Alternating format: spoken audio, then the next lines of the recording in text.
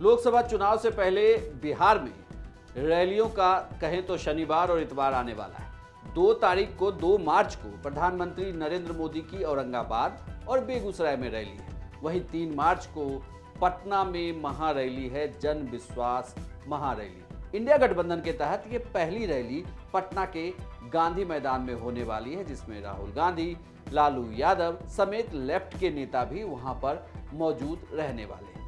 लेकिन बड़ी बात ये कि जिस विशेष मांग को लेकर जेडीयू और एक तरीके से कहें तो आरजेडी प्रधानमंत्री नरेंद्र मोदी के आगे अपनी मांग रख रही थी, क्या वो मांग पूरा होने वाला है? क्या इस बार चुनावी सौगात देने के लिए जब नरेंद्र मोदी औरंगाबाद और बेगूसराय आएंगे तो क्या बिहार को विशेष राज्य का दर्जा दे पाएंगे? नमस्कार, प्रणाम, बिहार तक देख रहे हैं आप। मैं हूं आपके साथ इंद्रमोहन। जेडीयू चाहे सरकार में रही या सरकार से बाहर, उसने हमेशा एक विशेष राज्य की मांग को केंद्र सरकार के आगे रखा। चाहे यूपीए की सरकार हो या एनडीए की सरकार, विशेष राज्य का दर्जा बिहार को नहीं मिल सका। हालांकि संवैधानिक तौर पर भी विशेष राज्य का दर्जा बिहार को नहीं दिया जा सकता है। लेकिन मुश्किल ये है, बिहार जैसे राज्य का आखिर विकास कैसे हो, जहां पर शराबबंदी कानून भी लागू है, सरकार के पास टैक्स कलेक्शन काफी थोड़ा है।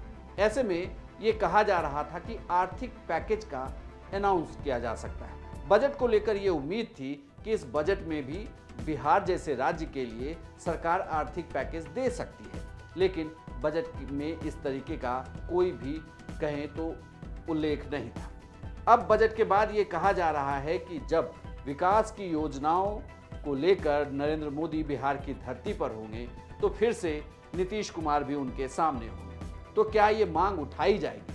हालांकि जेडीयू नेता से जब आप पूछे कि क्या इसे प्रखरता से उठाया जाएगा, क्योंकि इसके पहले जब वो महागठबंधन में साथ थे तो बार बार ये बातें कह रहे थे, लेकिन अब बीजेपी के साथ हैं, डबल इंजन की सरकार है, तो क्या आर्थिक पैकेज का मांग किया जाए? बीजेपी के नेता इसे लेकर बहुत प्रखर नहीं है, लेकिन ये चाहत जरूर है कि अगर केंद्र सरकार आर्थिक पैकेज देती है तो उससे बिहार का विकास हो सकता है।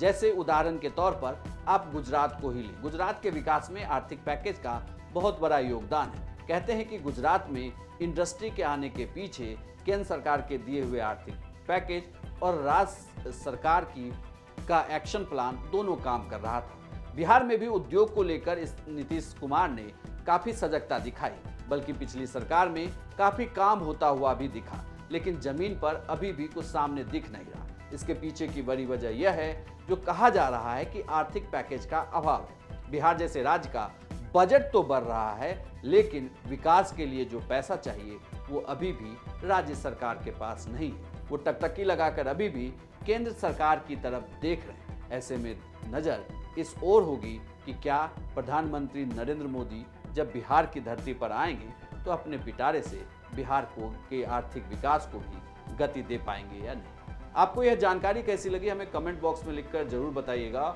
और बिहार तक के चैनल को सब्सक्राइब जरूर करें।